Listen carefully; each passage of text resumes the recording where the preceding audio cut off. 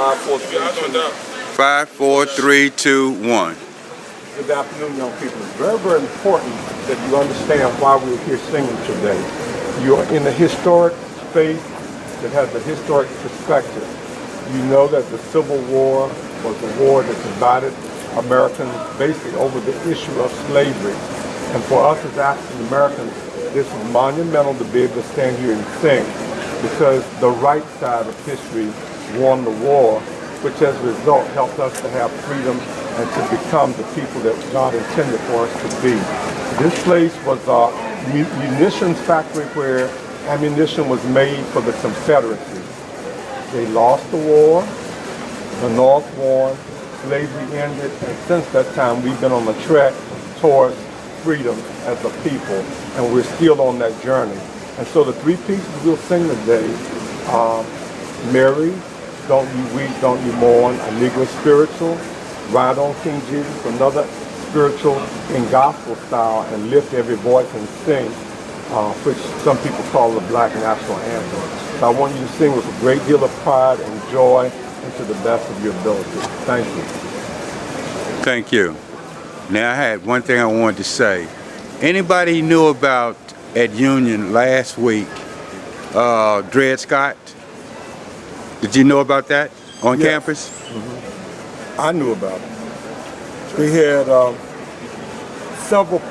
one of the descendants of Dred Scott was there. Dred Scott was a slave who, I believe, packed himself in a box, right? And that's another guy, and mailed himself so that he would be free. And then the Supreme Court stepped in and said, no, you can't be free, even though he had gone to a free state. Said, no, you can't be free, you got to go back and be a slave. So I think a young lady who was one of his direct descendants was great-granddaughter to discuss that whole issue. Can you imagine escaping the slavery and then having the Supreme Court tell you, no, you still got to go back and be a slave? And then you're going back, then you have, I think the judge of the Supreme Court name was Talley. 20? All right, then you have the descendants from both parties. The one who said he couldn't be free and the one that wanted to be free. They have a dialogue in terms of reconciliation. Can you imagine that on your campus? It was a hell of a discussion.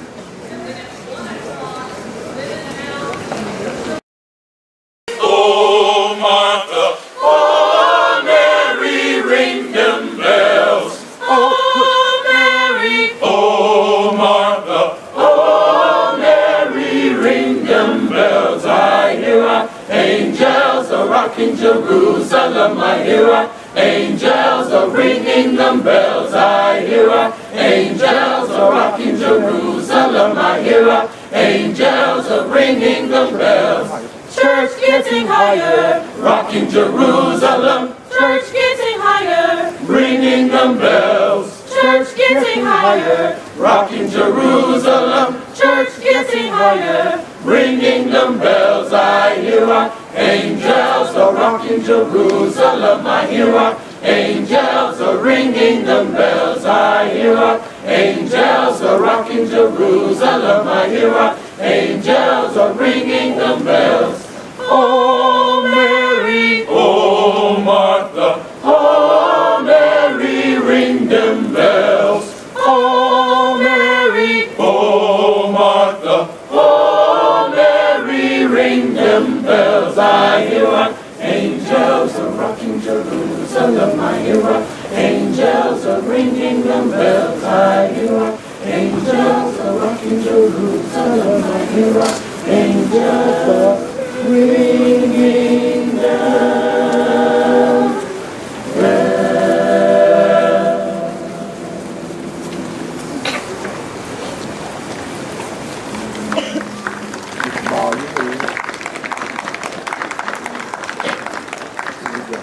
Right on King Jesus.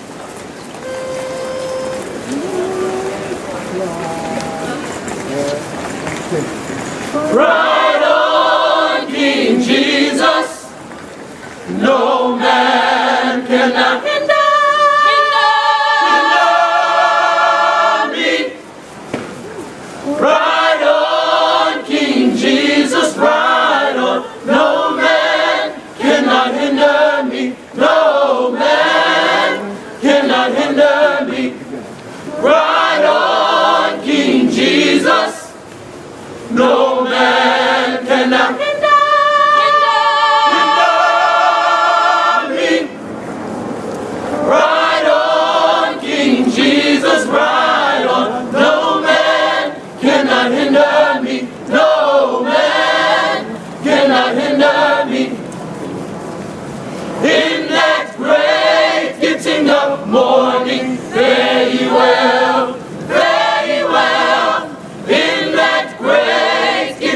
up morning, very well, very well. In that great getting up morning, very well, very well. In that great getting up morning, very well, very well.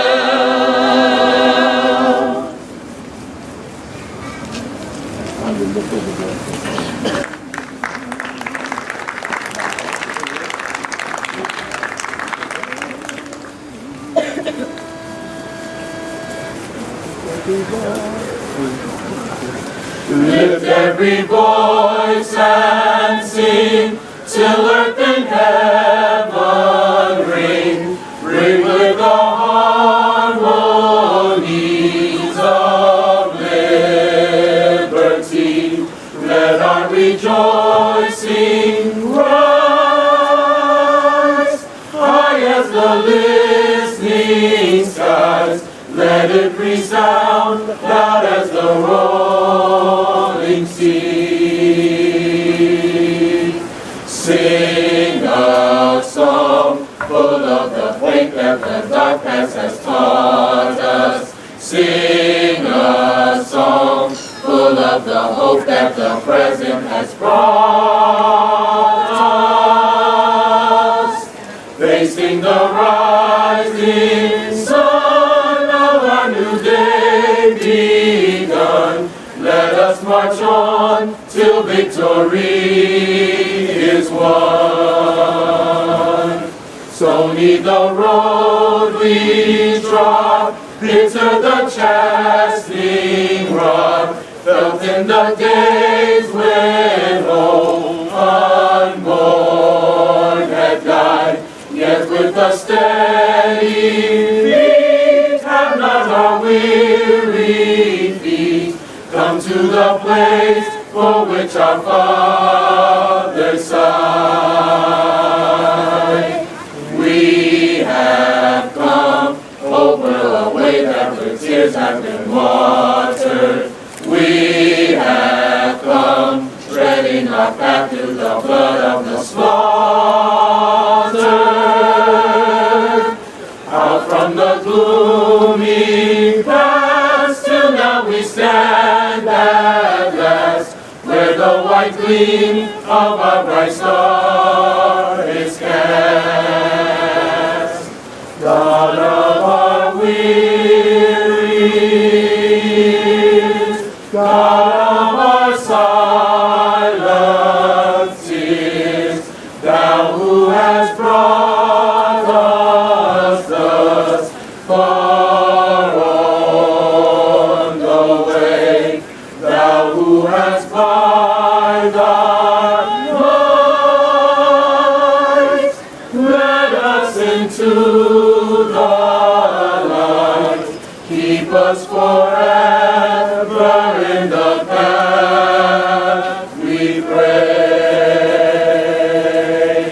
Lest our feet stray from the places, our God, where we met thee. Lest our hearts, drunk with the wine of the world, we forget thee. Shadowed beneath thy hand, may we forever stand, true to our God, true to our native land.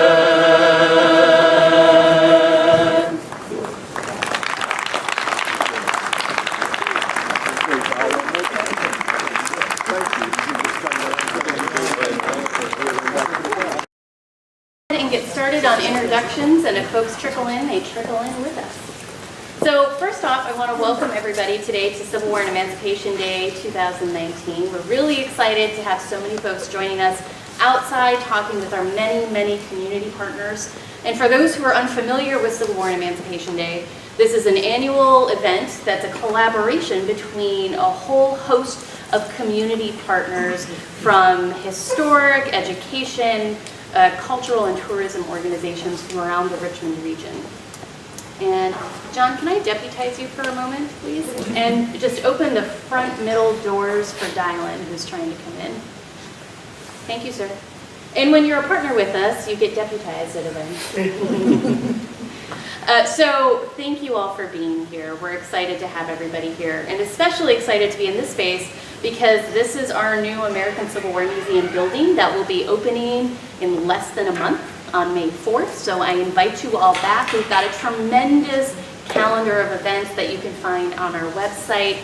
And May 4th we'll have a whole host of programs and speakers, including a lineup of 8 emerging scholars and professionals from the history and public history fields, doing a round of lightning talks, including our friend Keith right there. So no pressure, Keith. They're all going to come back for you. As well as the host of the podcast Backstory will be here to do a live conversation. So we're excited for all of these things coming up. Before I start, I also wanted to say that all of our events today, where we can, we've themed them to the idea of education, because this year is the 150th anniversary of basically the ratification of the Virginia Constitution, which created the first public education system for all Virginians. So we're excited to take this moment and talk about what that means. How has education shaped our country? How has it shaped what we know, especially about the Civil War era and its legacies? And what does that mean as we think about the future of history and history education and teaching the Civil War? So without any further ado, I'm going to introduce our moderator and our panelists, which I'm very excited for the conversation. First, our moderator, Lauranett Lee. Dr. Lauranett Lee is a public historian specializing in teaching, advocating, and collaborating with diverse community and academic audiences. She was the founding curator of African American history at what used to be the Virginia Historical Society, now is the Virginia Museum of History and Culture. In 2011, she worked with a team of colleagues at the Virginia Museum of History and Culture to launch a genealogical tool called Unknown No Longer, a database of Virginia slave names. In 2008, she published Making the American Dream Work, a cultural history of African Americans in Hopewell, Virginia, which was an oral history project commissioned by the Hopewell City Council. Dr. Lee sits on several boards and is engaged in various community service initiatives. And in 2017, Richmond Mayor LeVar Stoney appointed her to the Monument Avenue Commission, which was tasked with making recommendations on the future of the Confederate monuments lining one of the city's most famous boulevards. And I'm just going to go alphabetical order. So Donovan Livingston, there in our middle. Donovan is an award-winning educator, spoken word poet, and public speaker. In 2016, his Harvard Graduate School of Education convocation address, Liftoff, went viral, reaching over 13 million views. And since his pivotal speech, Livingston has been featured by a variety of news outlets across the world, and his address was published as a book in 2017. So if you're interested, we have copies over in our gift shop for you. A believer in the enormous opportunities that education provides, Livingston draws on personal experiences as well as scholarship and examines the legacy of social inequalities in America's school system, encouraging educational reform as means to a greater change. Livingston has earned a master's degree from the Columbia University and a master's degree from Harvard University, and is now a doctoral candidate at the University of North Carolina in Greensboro, and he lives in Winston-Salem, North Carolina. And Secretary Atif Qarni. Prior to his appointment as Governor Northam's Secretary of Education, Atif Qarni taught at Belleville Middle School in Prince William County, leading courses in civics, economics, U.S. history, and mathematics. He served as a GED night school instructor, and in 2016 was recognized as the Dale City Teacher of the Year. In addition to his work as an educator, Atif is a former sergeant of the United States Marine Corps and was deployed to Iraq in 2003 during Operation Iraqi Freedom. He's also served at the state level, having been appointed by Governor Terry McAuliffe to the Small Business Commission in 2013. And Secretary Qarni holds a bachelor's in sociology from George Washington University, as well as a master's in history and a teaching license from George Mason University. And finally, last but not least, Kathryn Shively. Dr. Kathryn Shively is an associate professor of history and the associate director of science, technology, and society at Virginia Commonwealth University. She is the author of Nature's Civil War, Common Soldiers and the Environment in 1862 Virginia, which received the Wiley Silver Prize for the best first book on the Civil War, and the author of over 30 chapters, essays, and reviews on Civil War, environmental, and military history. Dr. Shively is currently working on a biography of Confederate General and Lost Cause architect Jubal Early. So please help me welcome our panelists, and I'll turn you over to their conversation.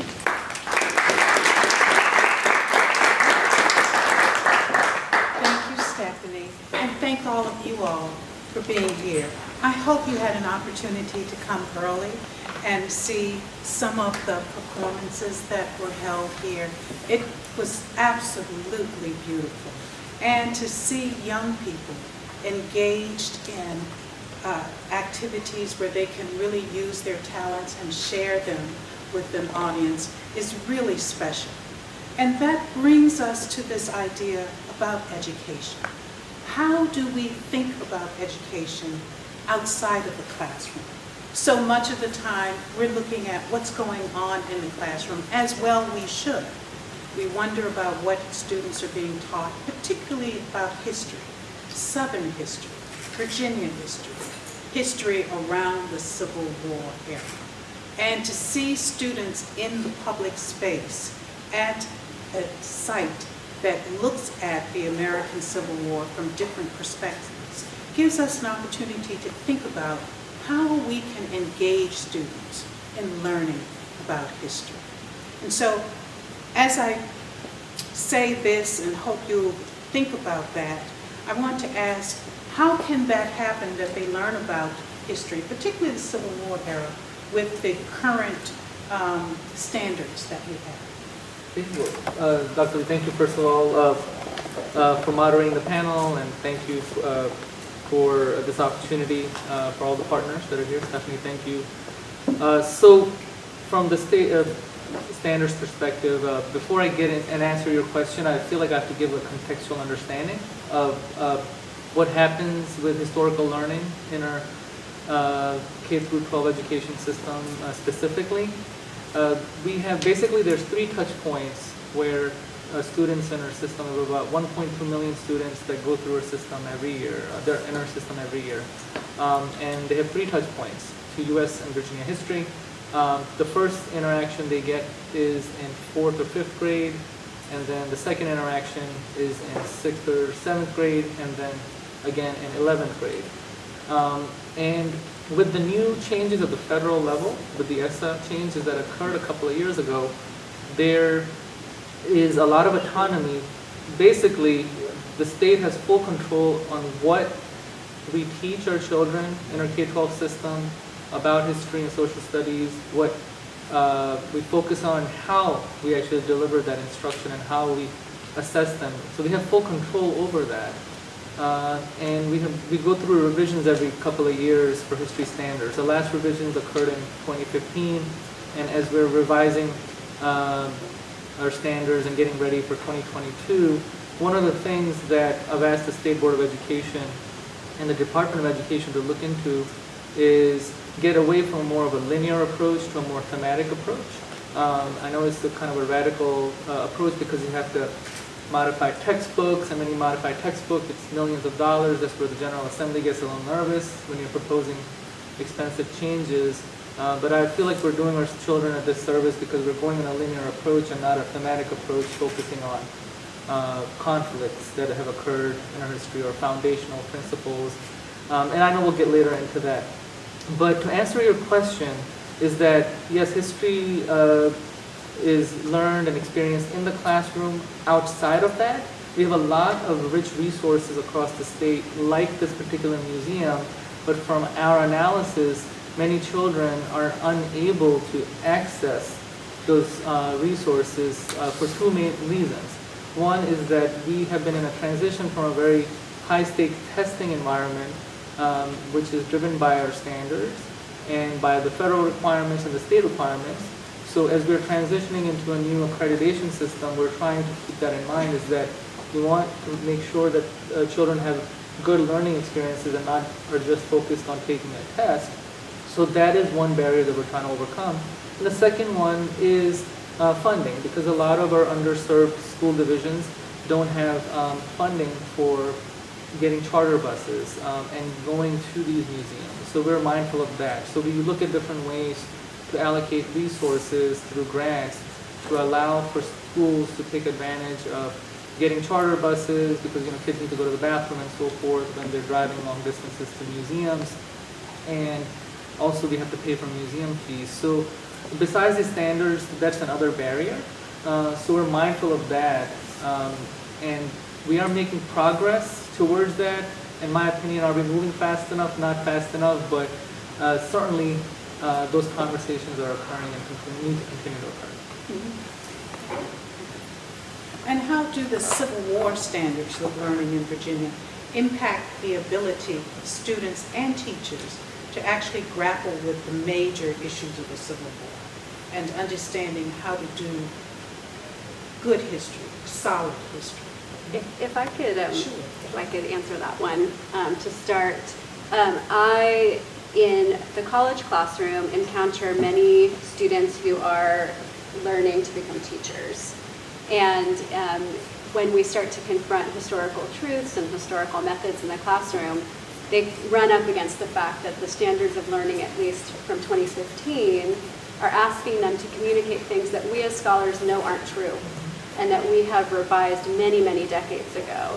And yet they are then confronted with this problem of, I have to teach things that I know aren't true, otherwise I won't be able to keep my job, right? Because their students have to pass, etc. So just to give you a few examples, the standards of learning on the Civil War, first of all, equate states' rights and slavery as equal causes of the Civil War. That's very problematic. The scholarship does not agree with that and hasn't for many, many decades. What scholars will tell you that is evidence-based is that slavery was the cause of the war and that Confederates freely espoused that, stated that. We have piles and piles of primary documents to attest to that. And that the states' rights language was used as justification for exiting the Union because the Constitution was silent on whether or not secession was allowed. So they talked about that as a justification, but that wasn't the reason. The reason was slavery. And Confederates then revised their explanation to reflect the fact that slavery had died and that it was now out of step with the modern world. And yet, the way it appears in the standards of learning is states' rights, slavery, both causes of the Civil War. That's very, very difficult for our teachers to have to grapple with. Another thing, and this is the only other one I'll bring up so I don't go on, but emancipation does not appear in the standards of learning.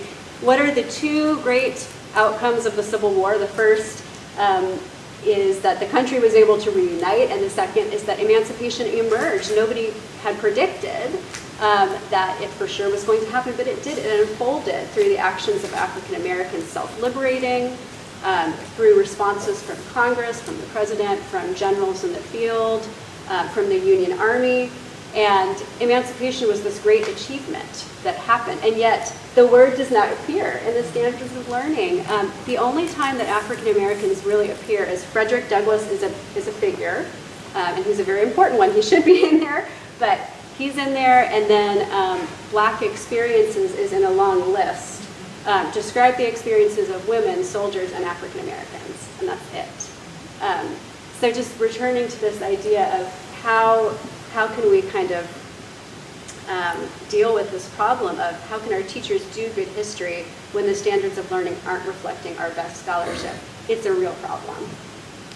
Is it okay to respond? Oh, you Sure. have So I was just going to say, as a North Carolinian, so I can't speak specifically to the Virginia standards when it comes to teaching and learning the Civil War, but as a student, as someone who majored in history in college, and someone who's proud of that and happy of that, although I didn't get a job in history, but that's another story. But as someone who has a profound appreciation for history and how we talk about it and articulate it, I think those lessons I learned, I didn't get a chance to wrestle with the hard truths of the Civil War until I became a college student, right? And when you talk about access and accessibility, also think about college and how students who attend these public schools, especially our Title I schools, are often don't have the same opportunities to transition into universities where we're allowed to even wrestle with these hard truths of the Civil War and start to see ourselves reflected in history. And so when you talk about teachers and teacher education, being able to create or imagine pedagogies that allow students to not only see themselves reflected in the curriculum, but to see the nuances between a Frederick Douglass and a Harriet Jacobs and really start to wrestle with actual narratives of folks who aren't necessarily in the pantheon, right? The people that we automatically think of when we think abolition or that sort of thing, but really starting to get at those other counter narratives that sort of give the Civil War some more context. Yeah. And you both of the scholars are completely accurate, and I'm in complete agreement with that. Having taught U.S. history in our system, that was the frustration I felt because that was what I learned in my master's program in my history, and the different themes that we really did a deep dive on. It was frustrating to see, and that's why I feel like talking to a lot of scholars, and there's the philosophical debate is that, and not just in Virginia but across the country, we're teaching in a linear fashion where there's just so much information in the standards, and our standards are a mile wide but an inch deep. And if we brought a better balance, so if they were about a half a mile wide and half a mile deep, to give focus on deeper learning. So deeper learning is a big objective for not just the administration, but for the Virginia Department of Education and the Board of Education in all content areas, so children can focus on more critical thinking and being creative and be able to communicate and collaborate. So as part of that big picture item, the history standards themselves, I'm just going to be candid with you, after thoroughly analyzing our history standards, it really doesn't give our children a sense of that our nation has a complicated history. There are some pros and cons, but it's built on conflict. It's built on human exploitation from the inception. There have been winners and losers, and from a history's perspective, depending on whose side you're looking at, there's heroes and villains, and we don't give a full contextual understanding. What I was taught in my master's program by one of my professors is history is like a football game where everybody has a different perspective. You have the home team and you have some visiting fans, you have players on the field, they have different perspectives, and you have officials who have different perspectives. And I don't feel that in our standards right now we do a great job in making sure that all perspectives are fully there, present, one, and then we really wrestle with the hard issues of human exploitation and conflict. And what does that mean? And we also don't do a really good job in drawing connections. Now, that doesn't mean that our teachers and educators are not taking it on themselves to have these meaningful conversations, because in my experience, as I travel the state, some school divisions, superintendents, administrators, and teachers are really proactive and trying to make sure that give the students those meaningful experiences and having these very tough conversations and work with our children to give them that conceptual understanding. So the way the state is heading in and as we do the new revisions, that's why we're really challenging the Board of Education. There are 4 key players in this who are the decision makers. And if you're interested, I would definitely communicate with them. It's the State Board of Education, it's the Virginia Department of Education, it's the General Assembly, and then it's the Governor's Office. So, I take full responsibility for that. So our 4 groups have to really work collectively together to revisit these standards and make sure that we are making them as meaningful as possible for all of our children, and really talking about and wrestling with these issues where folks might think that they're hard and complicated, but they're necessary. In my opinion, it's necessary to have these meaningful, healthy dialogues with our children early on, and that's where we need to go. Thank you all for that. And Donovan, you mentioned something that you love history, and I assume you all do. That's why we're all here. How is it you're not getting enough teachers who love history to go into the public schools system?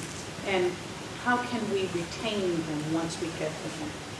Are they being saddled with this antiquated history and feeling like it's too much to push against, and they don't have the opportunity to really teach? Well, again, it goes back to kind of what I mentioned before about college being the first space I actually had a chance to wrestle with what it meant to be a character in a historical moment. And so I know we're discussing the Civil War, but I think it's important to know that I didn't always love history, right? It wasn't until, so just for some context, I was in the 9th grade during the terrorist attacks on 9/11, and I'm from Fayetteville, North Carolina, Fayetteville, 910. All right, cool. So I'm from Fayetteville, and so what happened was I saw a lot of my friends, join the military, go off and fight in Iraq and Afghanistan, and some came back, some didn't, but really wrestling with that as a 14-year-old was important to me because I saw it affected the people that were closest to me, right? And so fast forward 3-4 years, I'm a freshman in college. I have a history class. It's not at 8 a.m., thank the Lord. So I was there, and I think one of the things that my professor was very adamant about tapping into our historical curiosities. And so, I turned to the last chapter of my textbook just to see what was there. And it was a photograph of planes flying through the World Trade Center. And that was like the first time I saw myself in a historical text. It was like, I saw this, I was old enough to remember when this happened, how I felt. I remember how my palms felt when I tried to, open my locker. I remember how I got a haircut after school was over that day, and how we all had to go home early. Like, it made me feel like I was a part of something bigger than myself. And I think, aside from teaching, right, teaching not being a career that we sort of purport on the same level as we sort of do some other professions, and teachers being underpaid, and that's a whole nother panel, I'm sure, but definitely we don't encourage kids enough to go into education. And when you talk about history, those of us who even contemplate going into social studies and teaching these sorts of things, a lot of us who decide to do it or even want to do it have had a chance to see themselves reflected in a historical text, or feel as though that they're creating that text for themselves. And so as a poet, I try my best to do that, even though I'm not actively teaching history. I use the arts as a way to sort of articulate my historical self. You want to respond, or would you like to You say? can go first. Sure. Yeah. So I taught history, and I'm not black or white. I don't know if you could tell. I'm South Asian background, I'm a Muslim background, and I came as an immigrant to the United States. So my passion for history was personally just very intrinsic and driven. I wanted to teach history, and I ended up teaching mathematics and history both. The mathematics was because there were no history jobs open when I got my credentials in history, got my teaching license. But there isn't a shortage in history jobs in Virginia, but it's who is teaching history, right? There is a comfortable space. So in the STEM industry, it's a comfortable space for a lot of Asian Americans, for example, to go to, because historically that's been a push. Culturally, there's been a push. So you find that it's diverse in that nature, but it might not be diverse for Latinos and blacks to go in the STEM field. And we see a shortage of representation there, right? In history, in Prince William County, where I taught, is a minority-majority county, and the student population is very, very diverse. The school I taught was predominantly Latino and black, but predominantly all the teachers, history teachers, are white, and I'm not saying that's nothing wrong with that, but it's a comfortable space for a lot of folks because there historically has been a trend, and it's a comfortable space to have those conversations.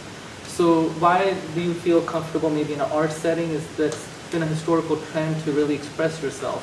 So I think if we create a way for folks with all diverse backgrounds to have these healthy conversations, and if it's done in a history setting, then you'll naturally see a more diverse teaching core in history.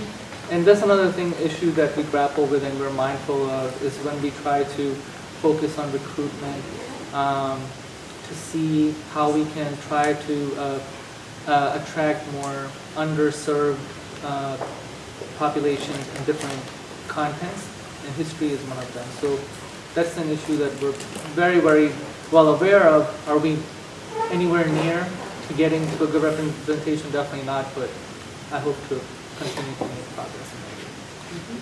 And I would just say very briefly that I would like to see us develop more of a culture of respect for teachers, because I was a teacher before I went back to graduate school to get my doctorate, and I did not teach history. I taught in special ed, but it is a very grueling job, as I'm sure you can attest. I can't think of a more grueling job. You are a mentor to huge numbers of students. You're grappling with these problems of things like standards of learning, this fear of your students must pass the test or you can't keep your job. And then you look at the way that teachers are portrayed in the culture, and it's often, that they don't work hard, that they're lazy. There's this idea of, teachers have the summer off, this sort of thing. It's simply not true. It's a misunderstanding. It's a misreading of what teachers must endure and do. So the summer actually becomes a time that they can educate themselves. As a scholar now, it's part of my, job during the day to keep up with scholarship and make sure that I'm portraying the most accurate, version of events and perspectives, because history is always changing. It's arguments, and I can do that. That's part of my job. I'm paid to do that.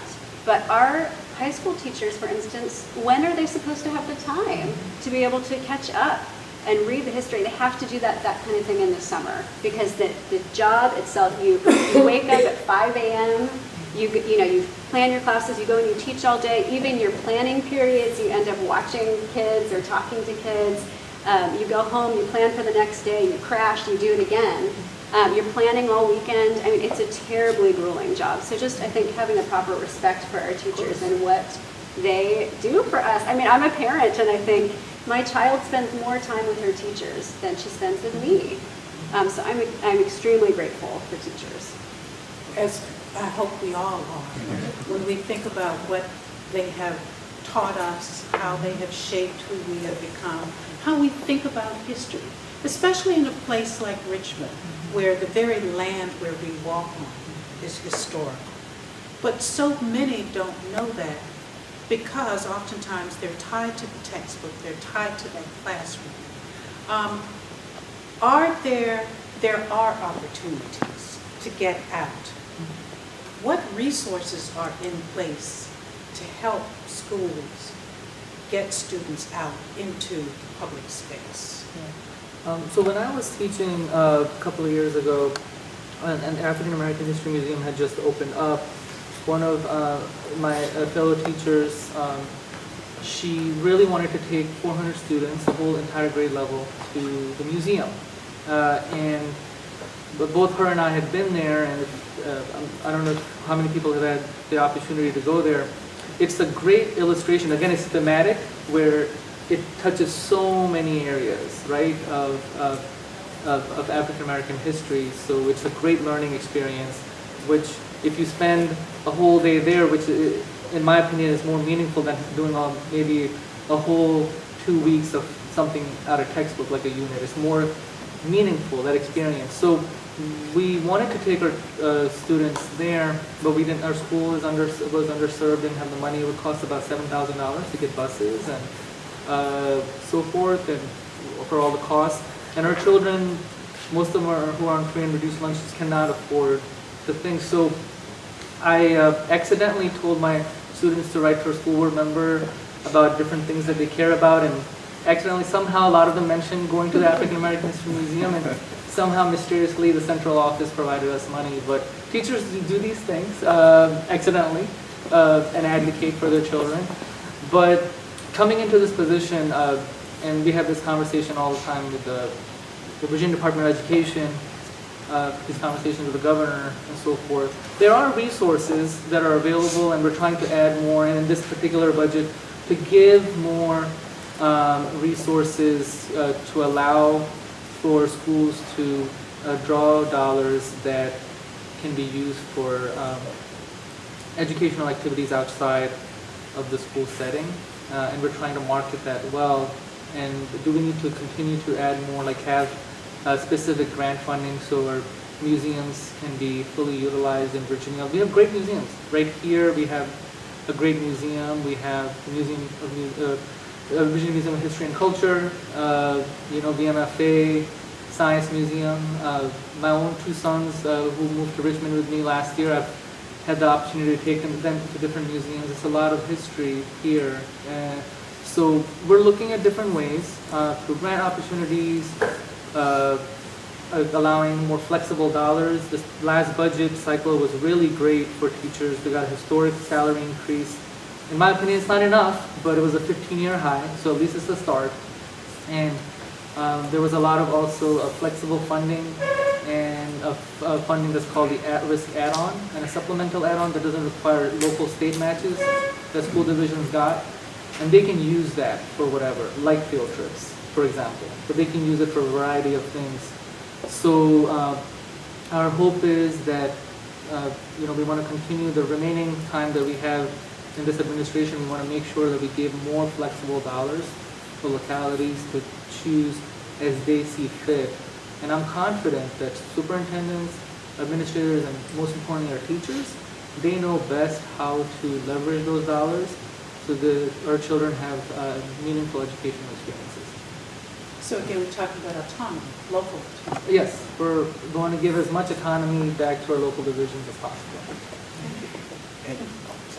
I was going to say, so for the past 10 years, I've been doing college access work. So working in various roles with either universities, high schools, or nonprofits, working with first generation, low income, underrepresented, and undocumented students, helping them and their families navigate the transition from high school to college. And in doing that work and being passionate about history, I would always morph my college tours into more than just a college tour. So as you know, universities have a contentious history with the founding of our nation as well. And so I think a lot of what I did when I would take my students on college tours was also talk about the historical context of what brought this university into existence in the first place. And there was a trip we took to Hampton University, as well as Norfolk State and William and Mary. And we also, in addition to talking about admissions to those places, we also talked about what it meant for those universities to come into existence in the first place. So talking about the importance of historically black colleges and universities,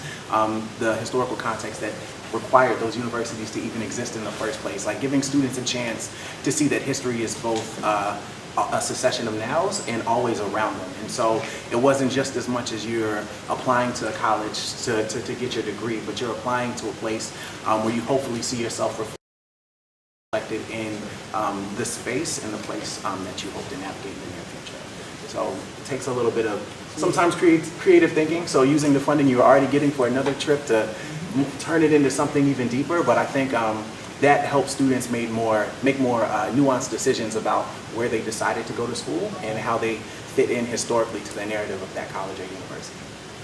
Thank you for adding that. I'm teaching at the University of Richmond, primarily freshmen, and engaging them in the study of leadership through public history lens. And so many of them are really amazed at how little they know about history because the way they have been taught, and many of them coming from very privileged backgrounds, private schools, but understanding once we get at that college level that much of what they had learned had not been taught to them. Whole swaths of narratives left out. And so I'm seeing even at the college level that students are demanding change and how they learn about their history. And they are really driving this change at the college level to tell a more accurate and true history of their universities. And we're beginning to see much more diversity of thought regarding how they're being taught. And so when we think about demographic changes in our country, how does that impact teaching generally, especially the teaching of history, when you have such diverse groups of students learning together? Yeah, I mean, I can speak to the university level, perhaps you can speak to the other levels, but in VCU, we have the incredible privilege of having such a diverse student body. It's a wonderful place to teach. And I think, one of the things that makes history engaging and understandable and important to communities is to see yourselves reflected. And this is a very interesting problem with Civil War history, and it's one that I think about all the time. And that is that the initial phase of Civil War history was really controlled by white people. And that was true for generations. And it has taken a very long time for scholarship to start to reflect the diversity that it always should have. And because of that, I find myself still grappling. Each year I try to plan what are my students going to read, and I try to make sure that the scholars whose monographs they read are diverse, right, so that they can see themselves reflected. Oh, I could become a scholar because here's a scholar of color, and and they can see themselves in that and see that perspective reflected. I try to make sure that my primary sources are presenting diverse perspectives. But as I'm saying, it is challenging because for so many years it was white perspectives only. So I think one of the things that is happening now and has to happen is a reflection of diverse peoples, again, not only in the kinds of sources we use, but the kinds of scholarship we use. And if I may, that's a wonderful point. It brought to mind one of my professors in my doctoral program. In addition to assigning reading, a lot of reading, he would also require us to watch some documentaries, some talks, some sort of digital form of engagement with the authors of the text, so we could also see who was writing the things we were reading. And it was one of the first times I was able to put that together, and I think that was really helpful for me in terms of seeing myself in that role as a prospective graduate of a doctoral program in the future. So that's really powerful. To the point about how does demographic shift sort of reflect the way we teach and learn. There was a Children's Defense Fund study that came out in 2014 that stipulated that by 2019, by the fall of 2019, a majority of the students in public schools will be non-white for the first time in American history, which for me was really exciting because it challenges us as educators to reframe the ways in which we sort of connect with students. And as a scholar, an appreciator of and performer of hip hop, I think about the ways in which hip hop can help students sort of reclaim ownership over historical facts. And so, not to nerd out on you or anything, but hip hop is sometimes 5 primary pillars, being graffiti, DJing, MCing, and b-boying, b-girling, or breaking, so like break dancing, with the 5th element being knowledge of self, and giving students an opportunity to engage with historical texts in a multimodal sort of way also helps them see that their interpretations of history matter too. And so in some of my writing prompts that I give my students or poetry workshops that I've done with students in the past, I give them a prompt that's situated around these 4 pillars of hip hop, and it gives them a chance to sort of make sense of the text that they've been asked to wrestle with. And I think that gives them both ownership over their interpretations and also gives them sort of autonomy over crafting a much more contextualized future for themselves as well. So I'll address the higher education, post-secondary education just a little bit and then go to K12, do a deep dive in that. But working with our public institutions and our community college system, it really, what the students are really demanding, especially, that really drives what the faculty will do, what the deans will do, and the big decisions, also provosts have a big decision as well too, as when they're really driving the mission of the university. So conversations that are occurring at Virginia State are very different that might be occurring at UVA.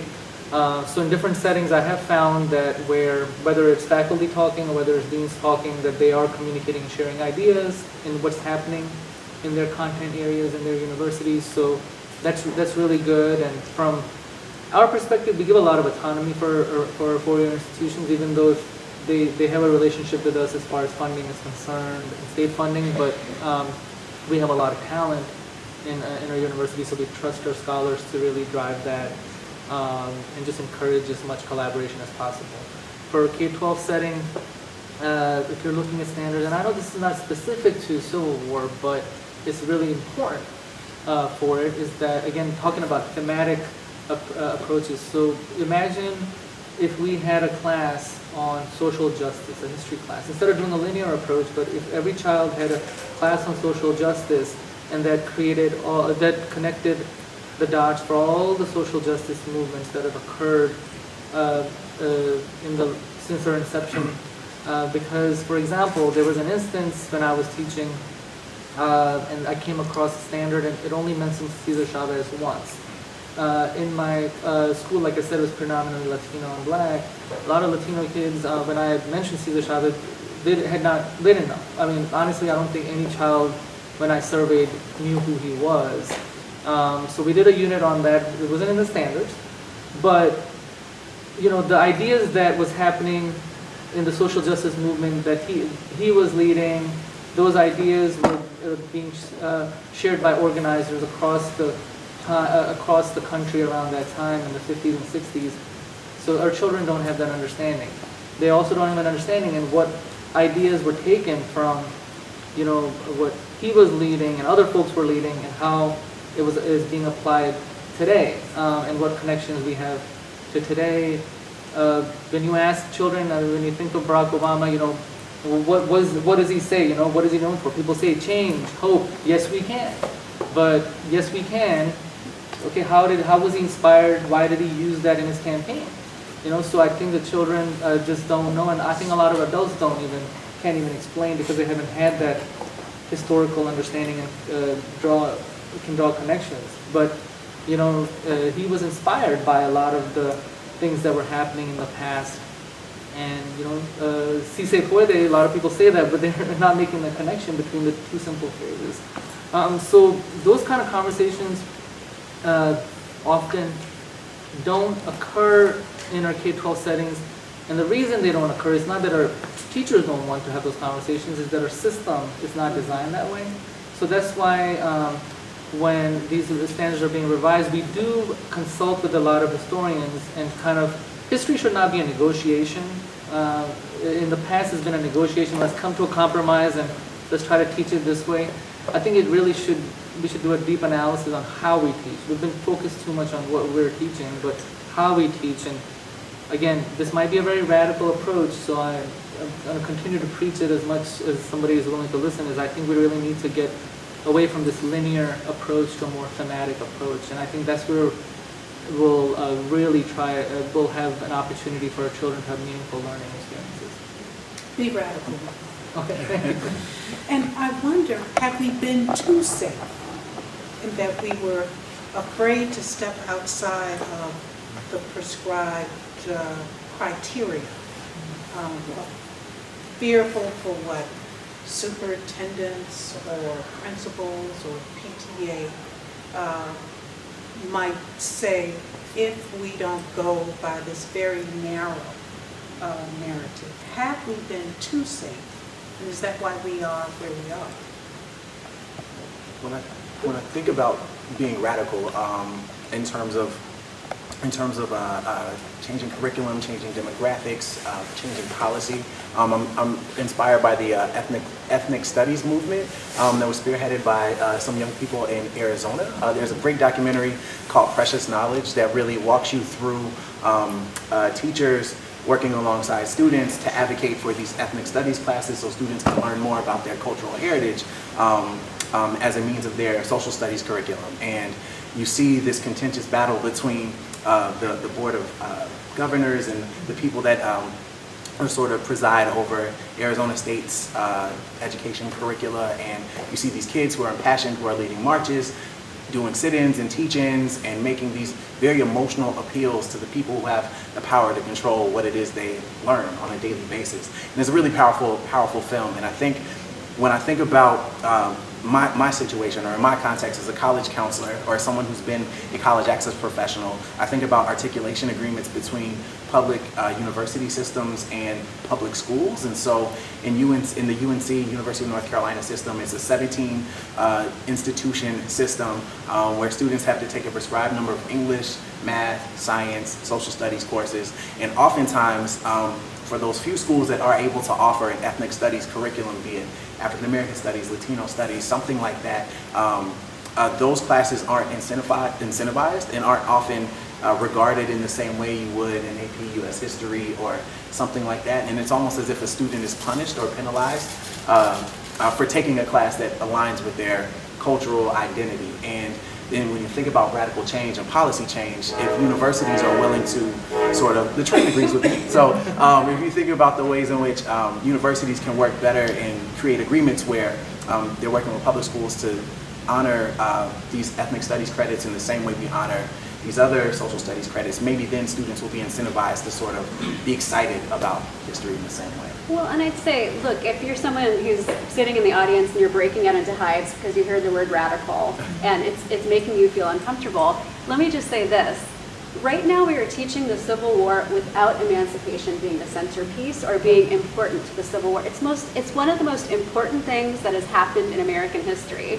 And it happened during the Civil War because of the Civil War. And we're not teaching it, so we are doing something wrong. Something is broken if that's not on the standards of learning. So we definitely need some change. So whether you want to call it radical or not, to me, I call it doing good history, right? Emancipation is part of doing good history. Thank you for that from all of you, because these are the kinds of things that not only are we thinking about in this public space, but teachers are thinking about, social studies, curriculum specialists, principals, PTA meeting members, and families in communities, particularly when we look at all that's going on in our society. We wonder, how does the past connect with where we are now? And what might that tell us about where we're going? And so with that in mind, what do you see on the horizon when it comes to teaching Civil War and emancipation? Do you want me to take that one? I think this meaningful conversation that we're having, if we're having in multiple settings, I think it's going to, what I see in the horizon, and I don't know if it's in the near future or a little distant future, but I think that we're heading in a direction that emancipation, in the standards should be at the center of, and we're having those discussions. I think we're heading in a direction that we're going to eventually have to deconstruct and then reconstruct on how we're teaching as well. So those conversations are certainly occurring. There is again what I stated earlier is the move to that slow. It certainly is, but I think that the most powerful voices are in the hands of, and this is I preach this to the students and teachers all the time, is that our customers are the students and their families, and our teachers are the ones who really, uphold our education system. So if they're really driving for that change and being more vocal about it, that will drive policymakers to have a more sense of urgency. The sense of urgency I have is because my one, personal experiences, but two is that I'm in direct communication with teachers on not only when we're talking about Civil War history standards, but a variety of issues. That sense of urgency has come from my colleagues constantly driving the, hey, we have to focus on these issues. So I feel like we are moving in the right direction, and it's the responsibility for all of us is to continue to, have these conversations and force these conversations for this change. Others, do you see anything on the horizon regarding how, when it comes to teaching Civil War and emancipation? And I say Civil War and emancipation because oftentimes we focus, particularly here in Virginia and the South, we focused on war. We've not looked at the aftermath of war and how that changed our society and what changes did occur, what did not.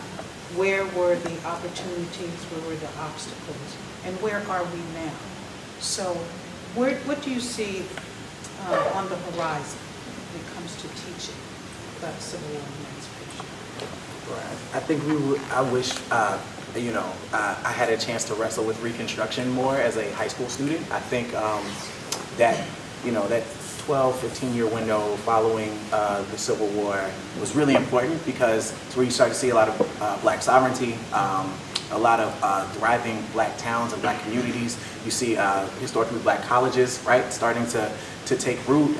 You see sort of what happens next, right? What happens when you're coming out of this dark cloud and into a bright future. And I think one of the bigger overarching themes of history or teaching history is how do we challenge students to create the future too when looking at the past. And I think being able to see the ways in which The 13th Amendment was a conduit to mass incarceration. Goes back to what you said about teaching history as themes, not necessarily in a linear sort of way, is really important in challenging students to think critically about how this thing that happened a very long time ago manifests itself each day in the current moment. And I think when I think about where teaching and learning and teacher education might be headed, I'm inspired when I hear about people like Gloria Ladson Billings and Bell Hooks and those critical education scholars who insert culture in their work on purpose. And so if we continue to reframe the way we do teaching education, especially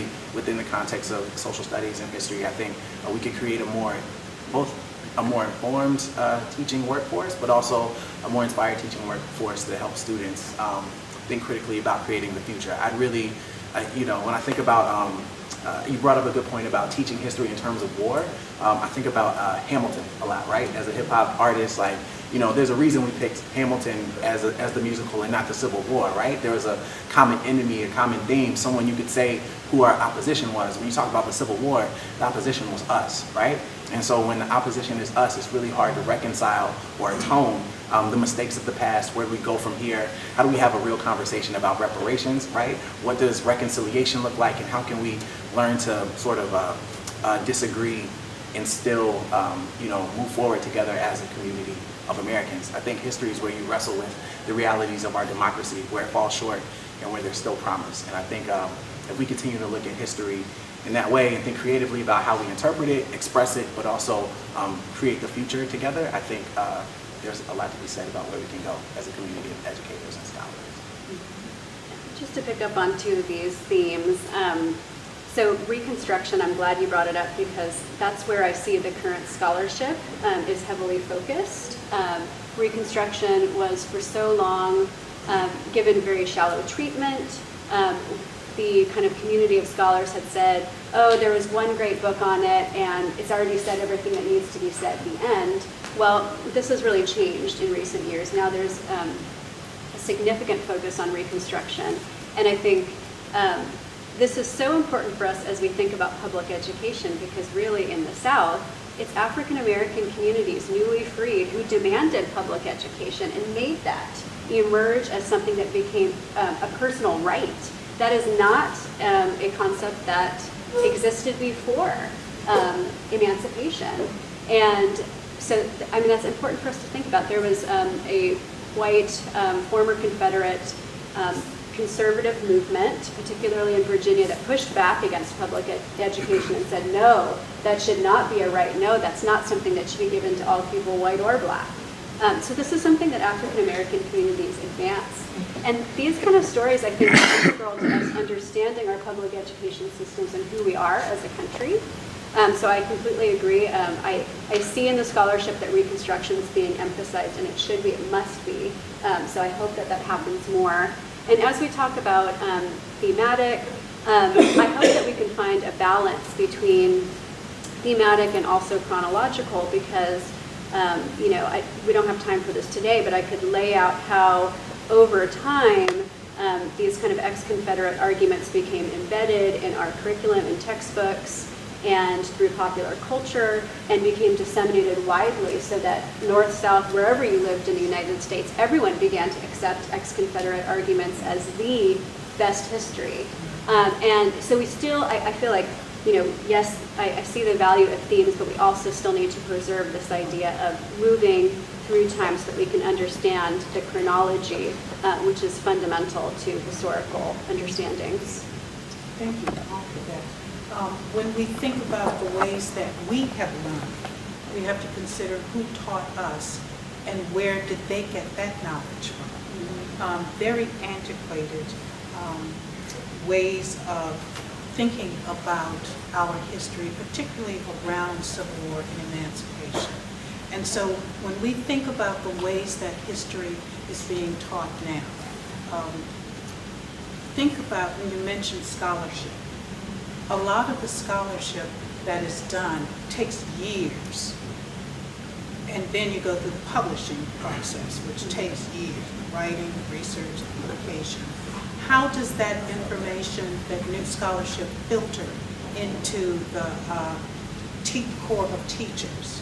It's oftentimes museums, like the American Civil War Museum, libraries, like the Library of Virginia. Different schools have teachers' institutes during the summer.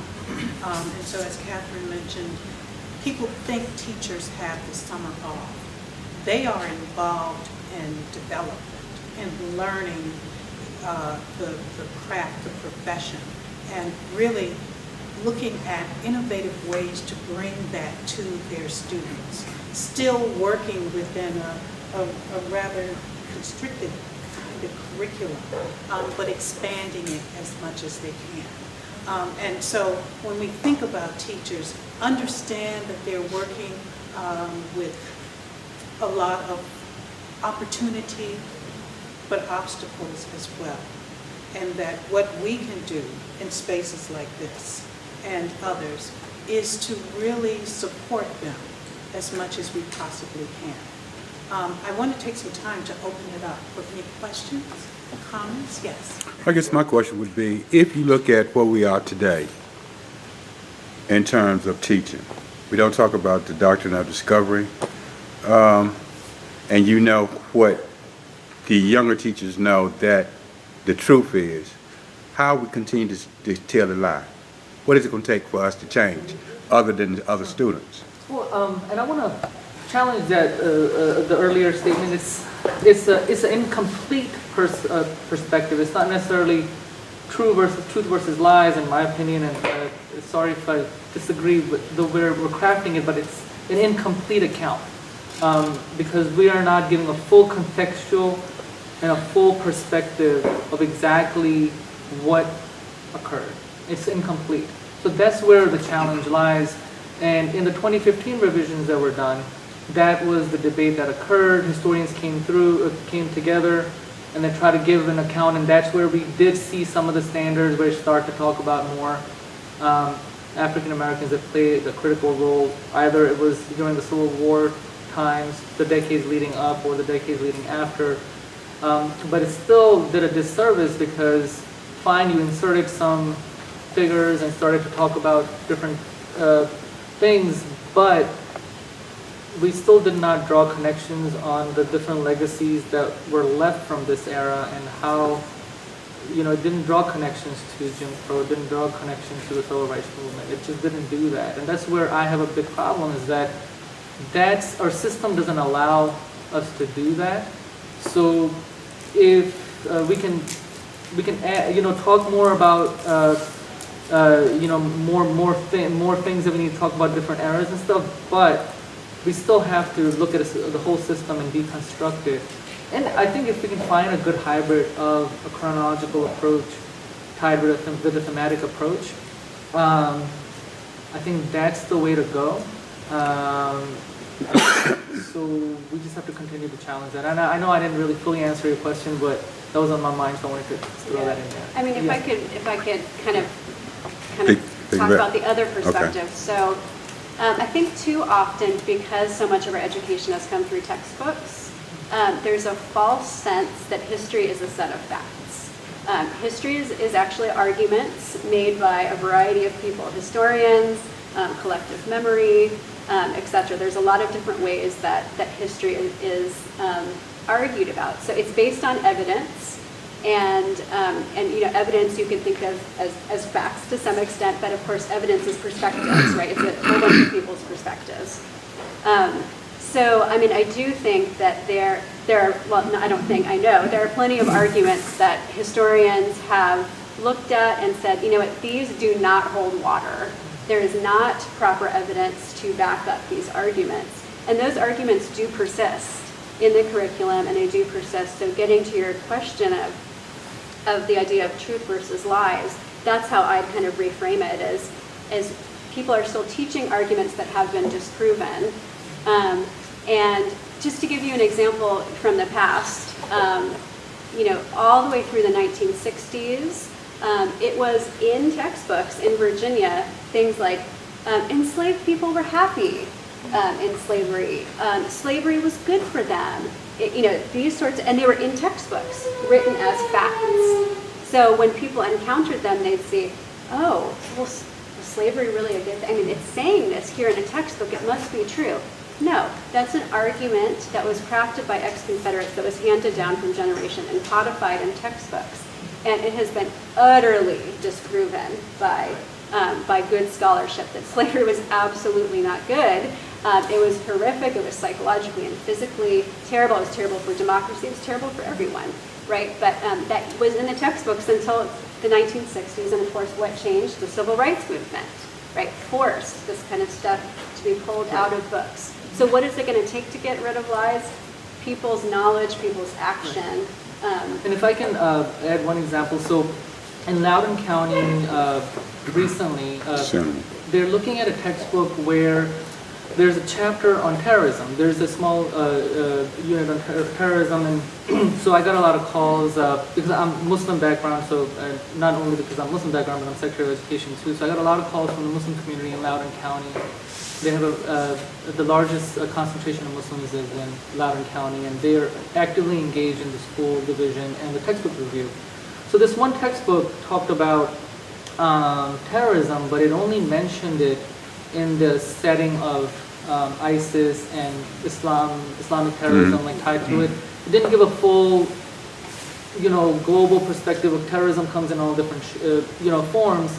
So there was a lot of contention, and the community rallied, the parents talked about it, and fortunately the school division made a right decision and took that textbook off their list, and they're going to review another textbook to adopt. So these conversations indeed do occur, and we just have to continue to challenge and look at the historical perspectives to make sure that they're accurate, they're fully, all the perspectives are there, and that's what occurs in these revisions. And we're in a constant state of evolution when history standards are revised they're on a cycle, so they're going into revisions at beginning of next year. There'll be a year and a half of revision process where historians will come together, they'll look at our current standards, there'll be a thorough review, and then after the standards are developed, the different companies that the state works with, the textbook companies will go back and print these textbooks. There are currently textbooks in our school division because of, if it's an impoverished school division, they might not have had the opportunity to buy updated textbooks. So they have to go back and figure out, do we pull these textbooks? Do we not use textbooks? Do we redact information? So it becomes a financial issue too. So that's the thing, is that we get challenged from our General Assembly, is that, hey, if we're going through these changes, it's going to be expensive, but we have to have the will, and we have to demand that if we're going to go through these changes, we have to have the will to also fund our school divisions, to make sure that we allow for those resources, whether it's virtual textbooks, whether it's hard copies, or whether it's other resources, that we really allow for those resources to cycle to our school divisions. I'm sorry. Stephanie, how long do we have? We have time for maybe like 2 more questions. Thank you. I think what bothers me about all of this is everybody's doing research, you're renewing, you're finding out history. I probably take exception to the omission rather than it's just a lie.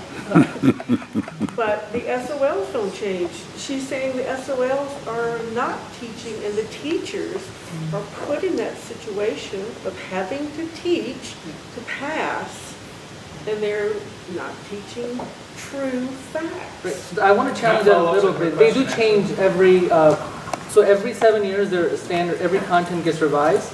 So in 2008 there were new revisions. Those standards were revised in 2015, and then they're going to be revised again. So Who's revising them? historians come together. So Virginia Department of Education. So I'm saying is that there's again, I hope that I have relayed to you all that this is an issue very important for the state and for me personally. But are we in a near perfection of standards? No, we're not. But are we in a constant state of evolution? Yes. So I do want to challenge that notion that the standards are not being revised. Historians come together, because I've actually seen them. We pay them to come together, and they come to, but the problem is that it's a negotiation of what is being taught, right? So there's a compromise, and that's where we have a challenge. So we have to address that one, and then systematically, the chronological approach, it's the reason it doesn't work is because there's so much information in our standards that it doesn't allow for the deeper learning. That's why, I'm trying to challenge folks to, hey, let's go to a thematic approach so we can really have these meaningful, deeper conversations with our children. So What kind of compromise left out the emancipation? I can pull up the standards. Emancipation is mentioned, but do we do a deep dive in exactly what it means or who authored it? That's the problem. I mean, I can pull it up. Yeah, I mean, it's mentioned, at least the but ones it's, that I from 2015, the ones that I've seen don't talk about emancipation. it doesn't do a So deep maybe dive. There's not maybe a we're full- looking at, I don't know, different like years of learning or. And let me ask, is the public able to access? Oh yeah, so you can So- pull it up on your phone right now. Just go Tell to us. Virginia How can the University. constituency get more involved and be more of a support system to educators? I'm sorry. How can a constituency and citizenry get more involved to offer more support to educators? There are a variety of ways. So you can work with your local school division directly, contact the central office or contact your local school and say, I want to help in a safest history area, whether it's specific to Civil War. If you want to get involved in more state policy division, policy making things, there are different work groups and committees the State Board of Education has, the governor's office has, and the superintendents have. They're all on their website, and you just send in your information saying, this is my background, this is how I like to help. So those are a variety of ways to do that. We have more hands than we have time. I think a couple more. By the way, there's a couple of teachers here. Okay. I teach in Hampton, Yeah. Bethel High School. I'm the son of a 20-something-year teacher. I teach in Richmond. We can attest to the frustrations we get sometimes with, especially what you mentioned with all that detail that's in the SOL is that we have to teach for the test. So I'm wondering, what is the latest update as far as the status of the SOL test, Yeah. particularly at the high school level? Right, because there, unfortunately, I was going in a different direction, but I do want to answer that, is that ESSA, when the ESSA changes happen, is the Every Student Succeed Act. It was patroned by Congressman Bobby Scott, who was from Virginia, who was the chief patron. It's a pretty good change for education, which gives states more autonomy and tries to get away from the standardized testing approach. So according to federal requirements, we as a state are not required to give any history end of the year assessments. That's not required. It's a state decision. So we got rid of some. We are still grappling with whether we want to leave the 8th grade civics one and the Virginia Studies one and one for U.S. history at the high school level. So that is still in place. The state, because of some General Assembly members, really want to hold on to the assessment. As far as the standards are concerned, like I said, the 4 bodies have full control on what happens in the standards. State Board of Education, the Department of Education, the Governor's Office, which is my secretariat in education, and the General Assembly. So the State Board of Education and the Virginia Department of Education are the ones who convene every couple of years. Historians come together, teachers come together, they look at these standards and say, okay, what are we going to teach? So that's where the initial thing starts, and then that goes through a process. That goes through a process with the different policymakers, to the Governor's Office, and then it's also analyzed by the General Assembly for fiscal impact and so forth. So that's what the process looks like. So in these current revisions that are going to occur starting in 2020, that is an opportunity for us to really make sure that our standards stop being a mile wide and try to make them more meaningful and have these meaningful dialogues, how to maintain the integrity of the chronology, but this radical approach, I keep calling it radical, about, hey, have we maybe thought about making it more thematic based? And this is not an idea that we came up with. This is an idea that some other teachers brought to my attention, that have you thought about teaching history this way, in thematic approaches? So that is a conversation that, our teaching corps, we need to have and see, okay, what is the most meaningful way to teach our children? And we want that feedback from you. Thank you. I wish we could take more questions, but we are over time. But will you all be here to meet with the public, that would be wonderful. We hope that you will have an opportunity to go back out on the plaza and enjoy all of the different vendors and the events that are taking place. I see Dylan in the audience, so I'm thinking he might be doing something. And thanks to all of the staff at the American Civil War Museum for hosting this event. This is critically important, particularly when we think about how Virginia will move forward and the ways that it interprets its history and teaches the next generation.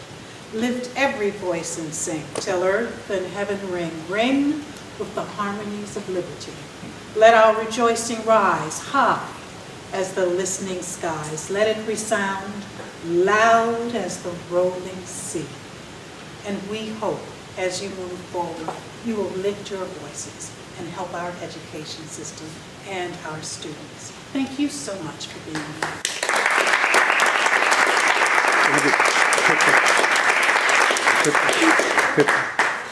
That'll work. Other people and can do what those other people do. That's equality. Now that's freedom. So freedom and equality is like this. Equality is here. Freedom is there. We ain't figured out freedom yet. We ain't figured out how to give people freedom. Still talking about people speaking English to be American. What's that? What's that? The Irish ain't come over here. Chinese people still don't speak English. Any Chinese restaurant you go on, you know, but they just as American as everybody else, I guess. They just as free, you know, so what's this freedom thing? How we give freedom? What's the monitor for freedom? But then, what's the bigger thing, equality? How are we going to give equality? How are we going to treat people right? How are we going to pay women like we pay men? Give the same respect, that sort of thing. Not only gender, but racial, all that stuff, you know. Equality is a hard word, man. Even with children, how are you going to treat each child equally? You know? And maybe that's the key. And maybe that's the thing, because we don't treat our children the same because of their qualities. Maybe we're very judgmental in racial equalities to say we can't let them go this far. Wow, I ain't never thought about that, man. It's like children are different. How people treat other cultures and genders differently because they think that one possess something the other doesn't. I ain't never thought that. I ain't never thought about that.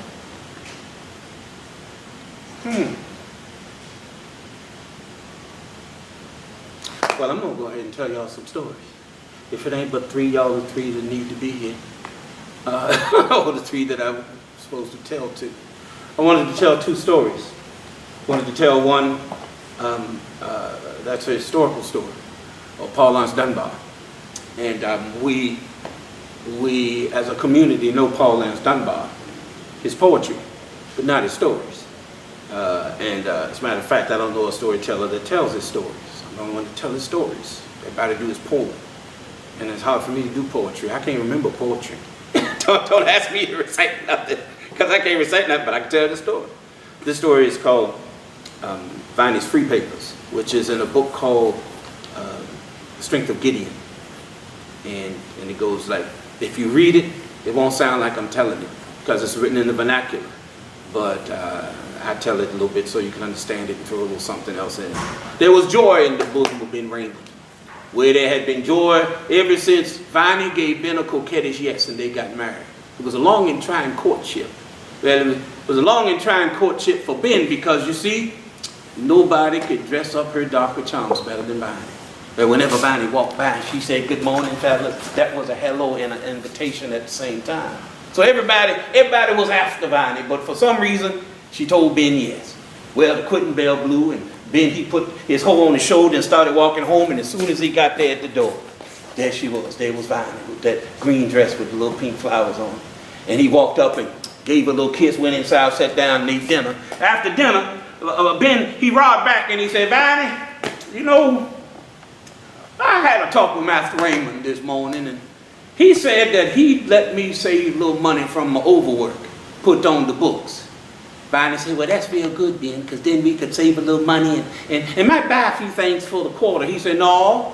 He said, "Viney, I talked to Master Raymond, and he said that he'd put the money on the books and save it so I can buy your freedom, my little girl." Finally said, my freedom. Ben, you gonna buy me my freedom? Well, you think we can do it? Ben held his arm and showed him them knots like oak. He said, oh yeah, he said, it's gonna be hard to do, gonna take a little time, but that's what I wanna do for you, my little girl. Oh, they hugged and kissed all night that night. Next morning, Ben, he woke up and went out and started working to buying his free papers. Well, he'd work when the quitting bell blew. He'd stay out in the field, work a little longer, and help mend fences and whatnot. And some of the other slaves that was around, they would sell chickens. Tell Master Raymond to put the money on the book so he could save it and to buy Viney's free papers. And everybody was working hard.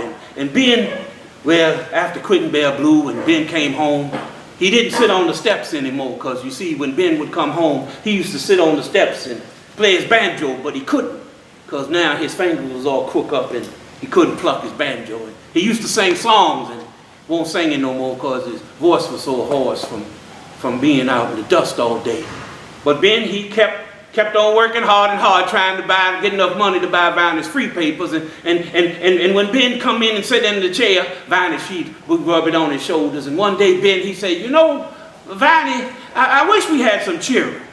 Because they had tried to have children and couldn't. And Viney, she had to think real quick. She said, well, Ben, if you had children, then we wouldn't be able to save enough money for me to buy my freedom as quick. And Ben, he said, well, you know, Viney, we could have stood for that. But Ben, he went working harder and harder, and the money started getting higher and higher, and one day Ben thought that he had enough money to buy Viney's free papers. So he knocked on the door, and Master Raymond said, come on in, Ben. So Ben walked in. He said, Master Raymond, I want you to check on the book, see how much money I got to buy Viney's free papers.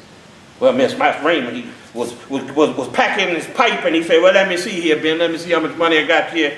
I got, see, 1, 2, 3, 2, 3. He said, you got $280. Ben said, $280? He said, that all, sir? He said, that's all, Ben. He said, Ben said, well, I need $350. So he turned his back, reached in his pocket, pulled out some money, placed it on the table and said, count that up, sir. Well, Master Raymond, he stopped tapping his pipe and he looked down and he said, Ben, where you get this extra money from? So he started picking up and started counting. He got 280, he got 300, 350. Ben said, that's it, ain't it? That's it, ain't it? Master Raymond sat back, he said, Ben, you said $350. I thought I told you $400 to buy Viney's free papers. Ben said, $400, my God. Then he turned around and reached in his left pocket. Because you see, Ben was taught by one of them mamas that taught him, you don't say all you see and tell all you know. So he reached in, took his money out. He said, there you go, sir, count that up, see how much that is. Oh, he really stopped tapping his pipe then. He picked the money up, started counting. He said, 410, 420, 440, 450. Ben said, that's it, ain't it? That's it, ain't it? Well, that was it. Next morning, Master Raymond took him into town, and the man drew up the papers, put a stamp on it and a signature. And he gave it to Ben. That night, when the slaves found out that Viney had her free papers, they went out and they killed a cow and they cooked him up. And that night, they drank and ate. And as soon as everybody had drank and ate and went home, Ben walked up to Viney and said, Viney, got something right here for you, girl. And he took it out. He said, this here says, given to my beloved wife, Viney, from her beloved husband, Ben. There you go, sign the day and stamp the day. There you go. Viney said, I can't take no precious document as that, Ben. I can't take that. And Ben said, here, Viney, you take it and put it in your bosom. And whenever you feel like you like everybody else, you take them papers out and you read them. Because this here means that you's free. Oh, they hugged and kissed all night that night. Next morning, Ben went to ask Master Raymond how much it would cost to buy his freedom. He was told $600. But Ben, he said, I want to do it. So Ben, he started going about saving money to buy his freedom. Well, as he was doing this, Viney, she started changing. Yeah, well, you see, Viney, she started congregating with the Johnson family. Y'all know the Johnson family? They're the free family in town. All mulattoes. All boys. Got nice wavy hair. Got good teeth. Y'all don't know what I'm talking about, do you? Y'all don't know what I'm talking about, do you? Tell me. Well, you should think about it for a minute. But anyway, Viney was sitting, she was walking by the children one day, and the children said, hey, Miss Viney Raymond. Viney said, excuse me, children, what did you call me? They said, you Viney Raymond, you just got your freedom. You've been Raymond's wife. She said, excuse me, children, when I was free, I was a Raymond. She said, I was free now. You can call me Miss Bonnie Allen. I'm an Allen now. The children said, you ain't no Allen. You've been Raymond's life. He says, children, I'm free now. You call me Miss Bonnie Allen, thank you. Well, word got around and the old women come up to Ben and said, see what you get, Ben? See when you marry a woman just because she's pretty? She said, that's what you get just married because she's pretty. She comb your hair with a wagon wheel. And she ain't nothing but trouble. But Ben, he ain't paying no attention to none of that. He loved her. One night Ben came home and Viney, she's sitting there stitching. And she said, Ben, you ever thought about going north? Ben said, going north? Viney, I never thought about going north. I don't know why you asked. She said, well, I was just asking because Cy Johnson was talking about their family was going north. And I was just thinking, Ben said, Cy Johnson? Oh, you've been talking with Cy Johnson. She said, Ben, he handsome and all. He ain't got nothing to do with Cy Johnson. It's just that they was just, and then Ben said, Viney, you know, I was born in the South. I probably die in the South. And I don't know if I got to go north to enjoy my freedom. Don't think I need to get my freedom all that bad. Viney said, well, I was just thinking because Cy Johnson them said it. And then then Ben said, Viney, you know something? All this talk about going north, you know, maybe I should have got my freedom first. Lord, why he said that?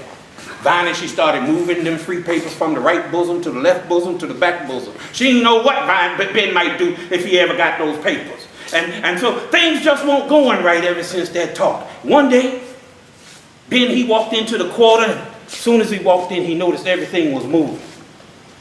And then he looked over in the corner, and Viney had started packing the chest. And then he sat down and started looking around, and everything was being moved. And then he looked at the chest again, he noticed that Viney was putting the clothes in it. He knew what was going on. Then Viney, she walks in and she sees Ben and didn't pay her much mind and act like she was busying herself around. And then all of a sudden there was a knock on the door. And in walks Cy Johnson. Cy Johnson says, Viney, I just came to make sure everything's in order. And then Ben, he was sitting in the chair with his hands in his head. He started crying now. And then Viney, she reached in her bosom and gave them papers to Cy Johnson. Cy Johnson opened up. He said, yep. Yeah, this all legal here. It says, given to my beloved wife, Viney, from her beloved husband, Ben. There's the stamp and the signature. Oh, yeah, there you go. He said, that's all legal. Here, you take this, and I'll see you in the morning. And he walked on. Well, Viney, she stood there looking at them papers, and no matter how hard she looked, she had never really heard them words or read them real good. Given to my beloved wife, Viney, from her beloved husband, Ben. Oh, and Ben, he really started crying now. And Viney, she said, given to my beloved wife, Viney, from her beloved husband, Ben. Oh, Ben, his tears was coming through his hands. And as Viney was looking at them papers, she started looking around, and everywhere she looked reminded her of Ben. By the carpet that was on the floor, he wove that for her just a week after they got married. And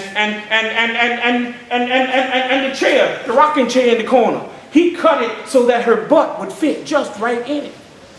And then she looked at the chest that she was packing. Well, Ben had made that for her and said that he wanted her to have it so that when she traveled, she could travel like the white folks. But she couldn't get them words off that paper, given to my beloved wife from her beloved Ben. And she looked at him, all Ben, he was really crying now. And Viney, she said, Ben, it's these free papers, ain't it? And Ben, he ain't said nothing. She said, Ben, it's these damn free papers, ain't it? She said nothing. And before Ben could do anything, Viney, she walked over to the fire, she crumbled them up, threw them in the fire, and watched them free papers burn. And as they sat there and burned, she said, there you go. Give it to my beloved wife, Viney, from her beloved.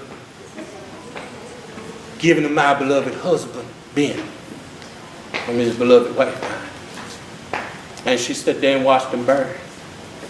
You know, it ain't hard to find the Raymond's house no more, because they got 4 boys. And even if you don't see them boys, Ben, he got his voice back because he ain't out there getting hoarse every day. And he's singing the song. So every time you hear Ben sing this song, you know it's Ben. Because Ben, he's singing there. That song that goes, oh, freedom, oh, freedom, oh, freedom over me. And before I'll be a slave, I'll be buried in my grave and go home to my Lord and be free. You know, the interesting thing about Paul Laurence Dunbar is that he got a message for all of us. Because if you look at that story, what does the story mean? What was he working for? What was she working for? Plain old piece of paper. And what did it do? Why'd she burn the paper, y'all? To prove her devotion to him, her... It was keeping them from going forward. We spend a whole lifetime, y'all, chasing a piece of paper.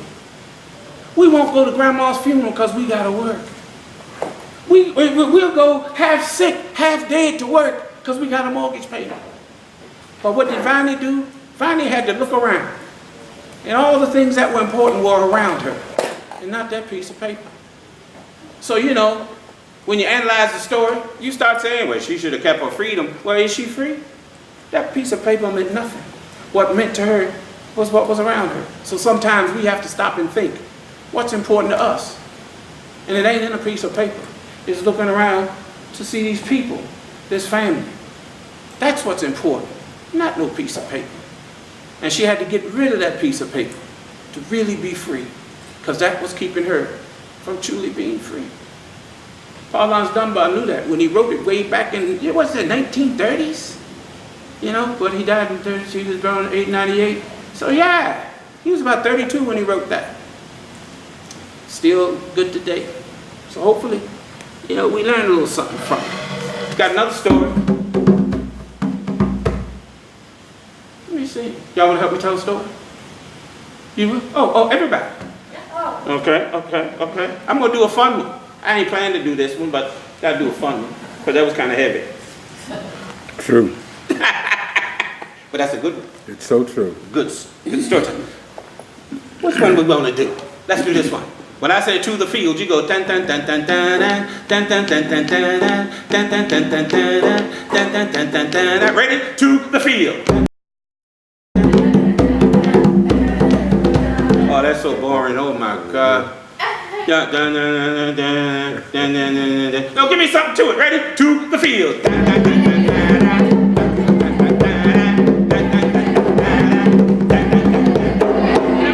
The chicken and the cockroach were very good friends. They did everything together, danced together, played together, came to American Civil War Museum together, did everything together. Oh, up until one day the chicken, she was asleep, and she heard the rooster crow. Miss Chicken, she woke up, she go, oh, it's a fine day. It's a beautiful day. I think I'll go get my friend Mr. Cockroach. We're going to go to work together. So she headed to the field.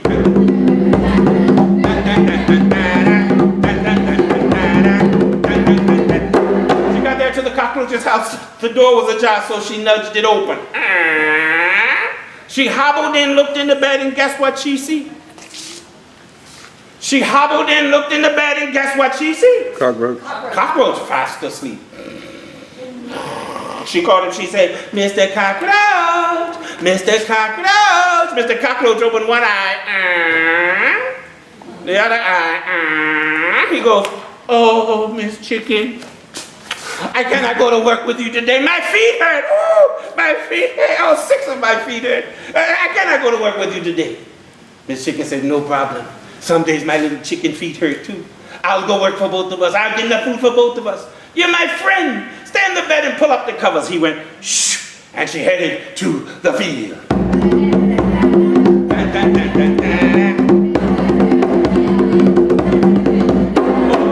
Long that day, it was hot that day, but she did it. She got enough food, gave Mr. Cockroach his food, went home, she ate her food. Before you know it, Miss Chicken, she fell asleep. And she heard the rooster crow.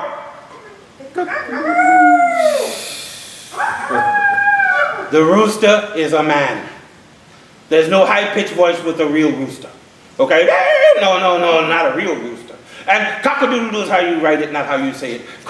Rooster sound like this. Try it, go.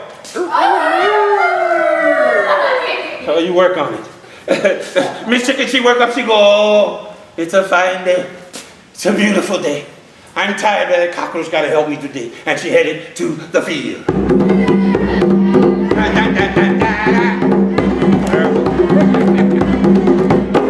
there to the cockroach's house, the door was ajar, so she nudged it open.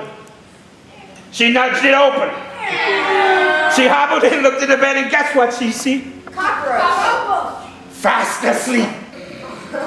So she called him, she said, Mr. Cockroach. very good, Mr. Cockroach. Mr. Cockroach. Mr. Cockroach opened one eye. He opened one eye. The other eye. Oh, Miss Chicken, I cannot go to work with you. Then my belly hurt. Oh, I ate too much cabbage. I got gas. Miss Chicken said, if you have gas, I do not want you to go to work with me today. Some days I have gas too, but I'm tired, but I'll get enough food for both of us. You're my friend. Stay in the bed and pull up the covers. He went. Shh. Terrible listeners. And he headed to the field.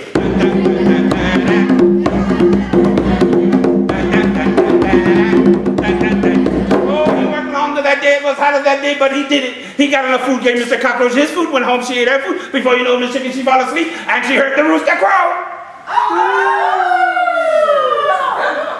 Miss Chicken, she go, oh, I feel just as bad as that rooster sound. But I have to go to work and I have to eat. That cockroach got to help me today. And she was so tired that she slowly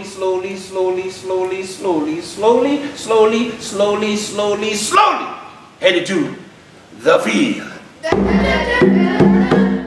She slowly, I didn't say enough time, slowly headed to the field.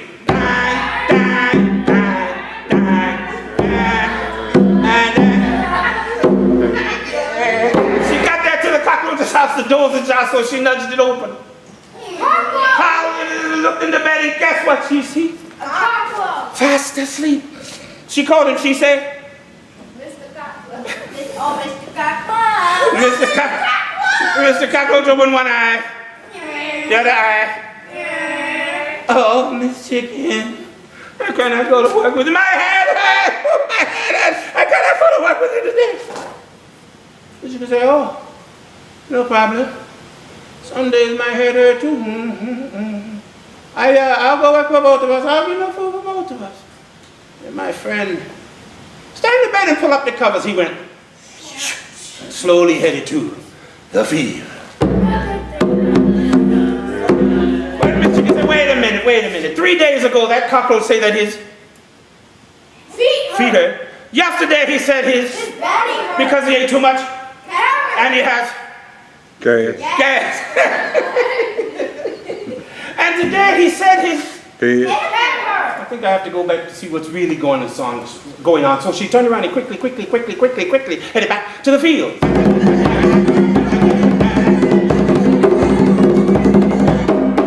Cockroach's house, the door was ajar, so she nudged it open. Hobbled in, looked in the bed, and guess what she see? Cockroach not in the bed. Bed all made up, pillows fluffed. She looked at the kitchen table, and guess what she see? Cockroach. Oh, Mr. Cockroach ate up all of the food, the plates cleaned and put in the cupboard. But she looked out in the backyard, and guess what she see? Mr. Cockroach is in the backyard. He's got on a three-piece white suit, a white top hat, dancing with all of the other Ms. Cockroaches. And he's just dancing and twirling. Miss Chicken, she opened the back door and called him. She said, what? She called him. She said, what? Oh, Mr. Cockroach. She called him. She said, what? Mr. Cockroach went, oh, Miss Chicken! Miss Chicken. I feel better now. Now my feet don't hurt no more. I can dance and listen. I ain't got gas no more. And I can wear my tie. You want to dance? Miss Chicken said nothing. She walked over, looked at that cockroach, looked him straight in the eye. She took her beak, picked him up, threw him in the air, and she ate him. What do chickens do all day? Peck. And if a fat cockroach walk in front of chickens, you know what chickens do? Pick them up and eat them.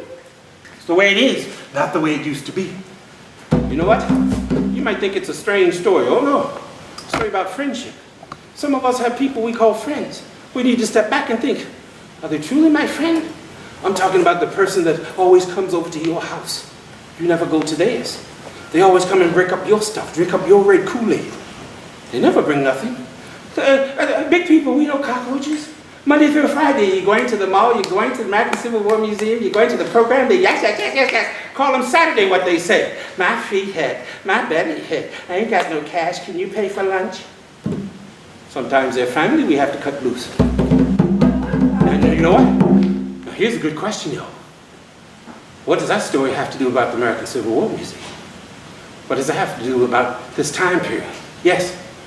It has to do with outline. What does it have to do with this history stuff?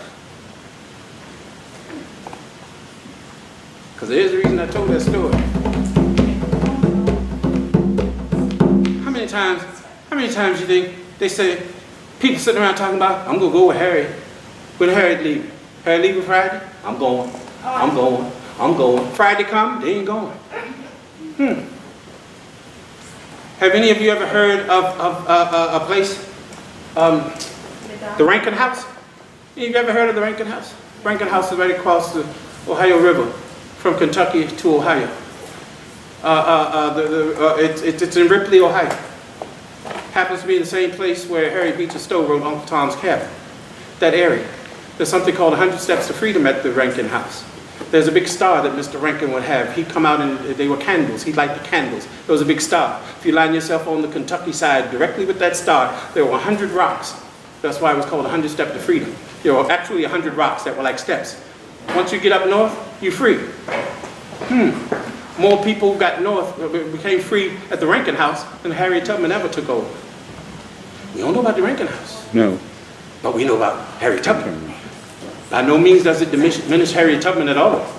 What I'm saying, a lot of folks got their freedom. A lot of different ways.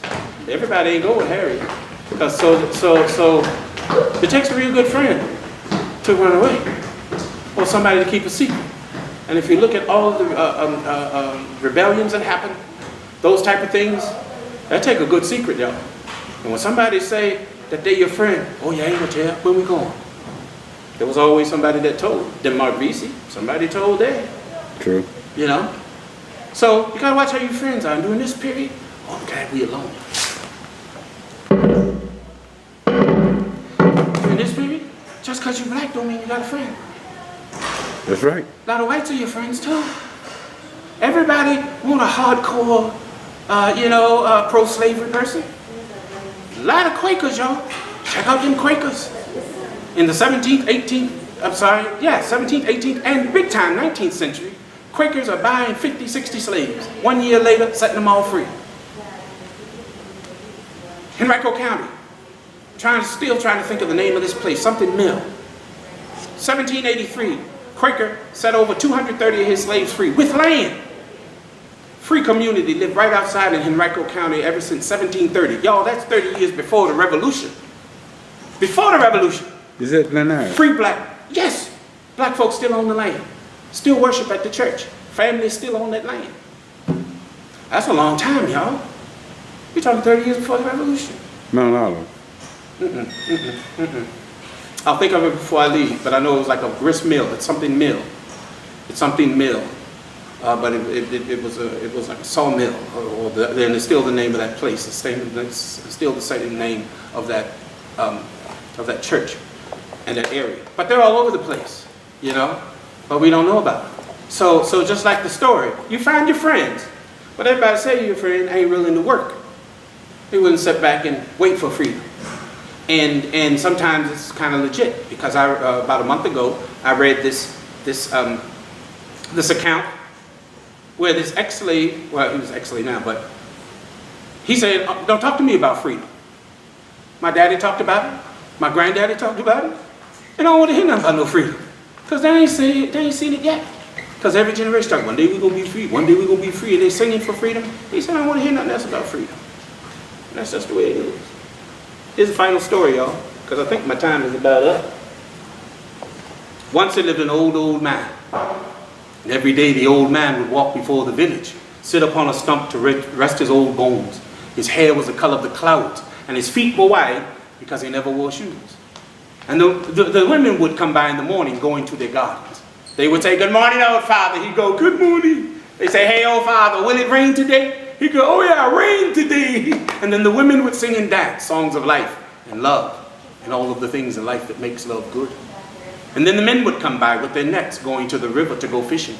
They would say, "Good morning, old father." He'd go, "Good morning." They say, "Hey, old father, will we catch fish today?" He'd go, "Oh yeah, full bellies tonight." And then the men would sing and dance songs of life and love and all of the things in life that makes love good. Then one day a little boy came by. And the little boy said, "Hey, old father, I have something for you. My mother sent it. Here, take it." And the old man opened it, and it was a yam. And he ate that yam. Then he looked at the little boy and gave him a toothless grin. Then the little boy said, "Hey, old father, will you tell me a story?" He said, "A story? I got a story for you. You're great to want to have an old man tell you a story. Sit at my feet. I'll tell you a story. When I was young, when I was proud." He always started his stories that way because he learned them that way. And he told that little boy stories about life and love and all of the things in life that makes love good. But he also told that boy stories about self-respect and self-determination and respect for elders and respect for women and respect for people that didn't look like him. All kinds of stories. And one day, the little boy said, "Hey, old father, were you ever a little boy?" And he said, "Yes, I was a little boy. Years ago, I was a little boy like you." He said, "But old father, you old. Look at you, you old, but me, I'm going to be young forever. I ain't never gonna grow old." And he heard his mother call. Well, when he got to the edge of the woods, he turned back around. And he said, "Hey, old father, if I come back tomorrow, you tell me a story?" "Good, but you know what? You still gonna be old." "I'm gonna be young forever." Day by day, that little boy came and sat at the old man's feet. He would even tell his friends, "Hey, won't you come listen to stories? The old man, he tell good stories." But his friends would say, "We don't want to listen to no old man tell no stories. His feet probably stink. Old people smell. I don't like being around old people." But that little boy came. Sun upon sun went by. Moon upon moon went by. That little boy became a young man. And he didn't have time to always stop and listen to stories. But whenever he found the time, he'd walk by and wave at the old man. Old man would wave back. And he remembered those stories. Sun upon sun went by. Moon upon moon went by. That young man became a man. And it was about that time he noticed the old man was no longer sitting on the stump. And when he inquired, he learned the old man had made transition to live with the ancestors. And he was sad. But he remembered those stories. Sun upon sun went by. That man got married and had children. And it was about that time he noticed that the children that never heard the stories were perishing. Some were killed, some were killers, some were in jail. Some had lost their mind and didn't know who they were. But he remembered those stories. Sun upon sun went by. Moon upon moon went by. His children had children. Sun upon sun went by. And before he knew it, he too became an old man. And when he became an old man, he walked before the village and sat upon a stump at the edge.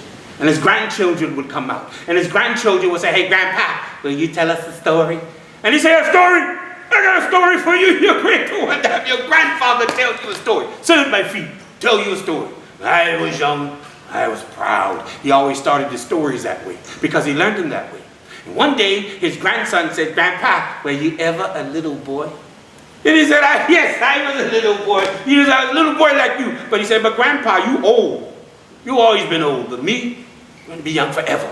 Never going to grow old." And he went to play with the other grandchildren.